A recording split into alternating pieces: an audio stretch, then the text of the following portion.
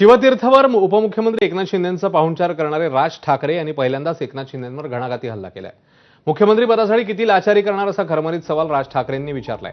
1 नोव्हेंबरच्या सत्याचा मोर्चासाठी जोरदार तयारी सुरू केलेल्या राज ठाकरेंनी आज मनसेच्या पदाधिकाऱ्यांचा मुंबईमध्ये मेळावा घेतलाय। यावेळी त्यांनी गडकिल्ल्यांवर उभारण्यात येणाऱ्या नमो टुरिझम सेंटरवरून शिंदेंवर हल्लाबोल केलाय। शिवसेनेकडे असलेल्या पर्यटन विभागाने गडकिल्ल्यांवर नमो टुरिझम सेंटर उभारण्याचा संकल्प सोडलाय। राज ठाकरेंनी सेंटरच फोडून टाकण्याचा इशारा दिलाय। दुसरीकडे उद्धव ठाकरेंचं नाव न घेता यापुढे गाठीभेटी होतच राहणार असं त्यांनी जाहीर करून टाकलं। त्याचवेळी मतचोरीचं प्रात्यक्षिकही या मेळाव्यात उपस्थितांना दाखवण्यात आलं।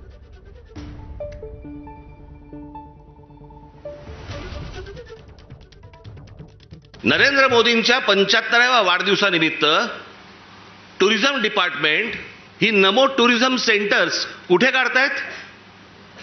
शिवनेरीवर, रायगडावर, राजगडावर। जिथे फक्त आमच्या महाराजांचं नाव असलं पाहिजे इथे टुरिझमचे आता सेंटर्स काढायला निघालेत। मी आत्ता सांगतोय, सत्ता असो नसो, वर नाही, खाली नाही, आजूबाजूला नाही, कुठेही नाही,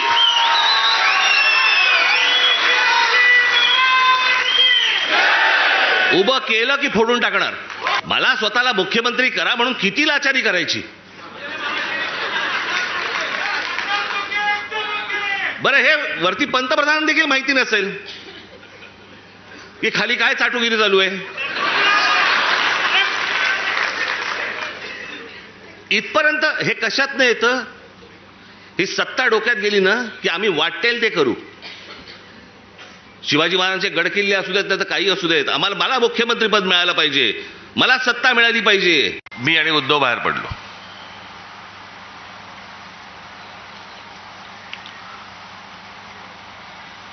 मी त्याला विचारणार होतो, तिकडे जे सगळे कॅमेरावाले होते त्यांना विचारणार होतो, कारण परत सुरू करणार 11वी भेट मोजतायत, आम्हीच विसरलो।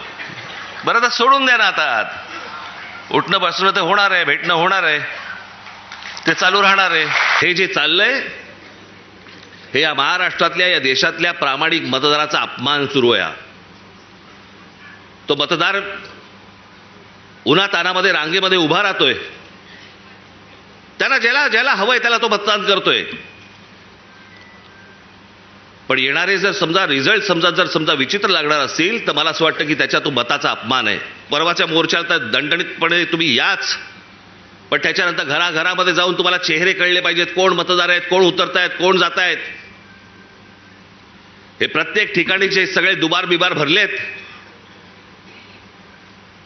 हे सगळे नष्ट केले पाहिजेत आणि अत्यंत चांगल्या पद्धतीने या महाराष्ट्रामध्ये निवडणुका झाल्या पाहिजेत। बाकीच्या ज्या काही कायदेशीर ज्या काही गोष्टी करायच्या आहेत त्या चालू आहेत, ते करणं सुरूच आहे। येत्या 1 तारखेला आपण दणदणीत पद्धतीने सर्वजण तिथे हजर राहाल अशी एक आशा अपेक्षा बाळगतो। मग अशी म्हटल्याप्रमाणे तिकडे बसेस बिसेस सगळं किती होऊ शकणार आहे मला माहिती नाहीये, कारण शक्य नाही होणार। त्याच्यामुळे मी स्वतः लोकलने येणार आहे।